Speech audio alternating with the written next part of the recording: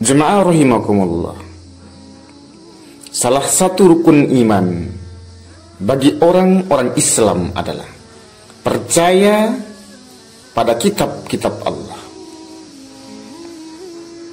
percaya pada Al-Quran sebagai petunjuk bagi orang-orang yang takut kepada Allah Subhanahu wa ta'ala. Dzalikal kitabu la raiba fihi. Kitab Al-Quran itu tidak ada keraguan di dalamnya, sebagai petunjuk bagi orang-orang yang takut kepada Allah, sebagai petunjuk bagi orang-orang yang bertakwa kepada Allah Subhanahu wa ta'ala. Ya saudaraku, kalau kita mengaku diri beriman,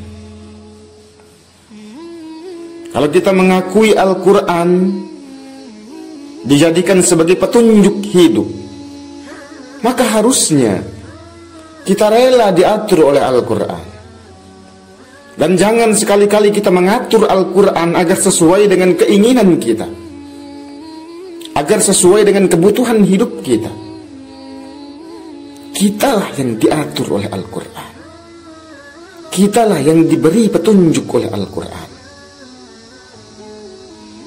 Kita telah dikirimi petunjuk oleh Allah,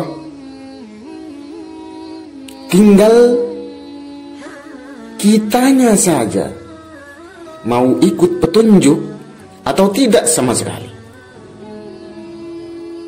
Kitanya saja yang bersedia ikut petunjuk atau tidak bersedia mengikuti petunjuk Al-Quran. Maka Allah Subhanahu wa ta'ala berfirman dalam Al-Quran, "Thumma awrathnal kitab alladhi nastafayna min ibadina." Kemudian kitab itu kami wariskan kepada orang-orang yang kami pilih di antara hamba-hamba kami. Faminhum zalimun li nafsi. Maka di antara mereka ada yang menganiaya dirinya sendiri. Wa minhum muqtasid, dan di antaranya ada yang pertengahan. Wa minhum sabiqum bil khairati biiznillah, dan di antaranya ada yang lebih cepat mengerjakan kebaikan-kebaikan dengan izin Allah Subhanahu wa ta'ala. Dzalika huwal fadlul kabir. Yang demikian itu adalah karunia yang besar dari Allah Subhanahu wa ta'ala. Perhatikan saudara, ayat ini menjelaskan bahwa orang yang mengakui kebenaran Al-Quran terbagi menjadi 3 kelompok. Kelompok pertama, zalimul li nafsi,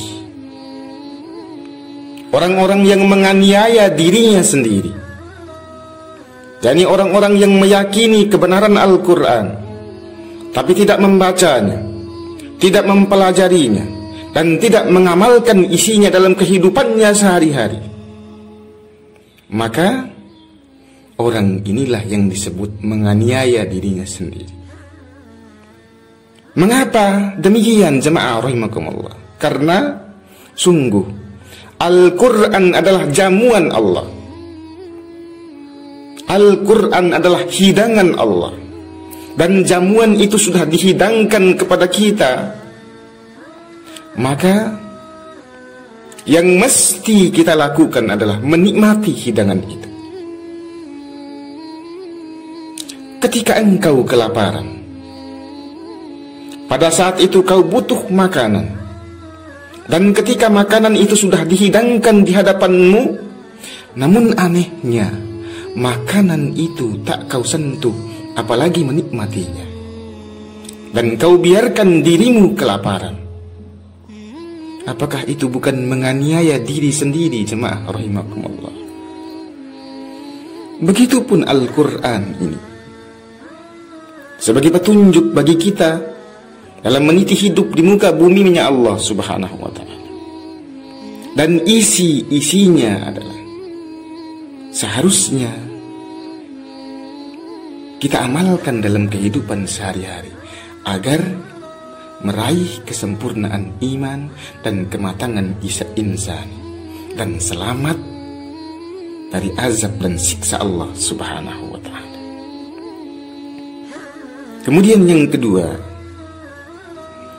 adalah muqtasid, orang-orang yang pertengahan, yakni dia yang meyakini kebenaran Al-Quran, dia membaca Al-Quran, dia mempelajari dan mengamalkan Al-Quran itu, namun hanya sebatas untuk dirinya sendiri, tidak mau disebarkan kepada yang lainnya, tidak mau diperdengarkan kepada yang lainnya. Itu yang kedua. Dan yang ketiga, jemaah rahimakumullah, sabikum bil khairat, cepat dalam kebaikan-kebaikan, yakni orang-orang yang mengamalkan Al-Quran, di samping amalan wajib juga melaksanakan yang sunnah dan meninggalkan yang haram, juga meninggalkan yang makruh.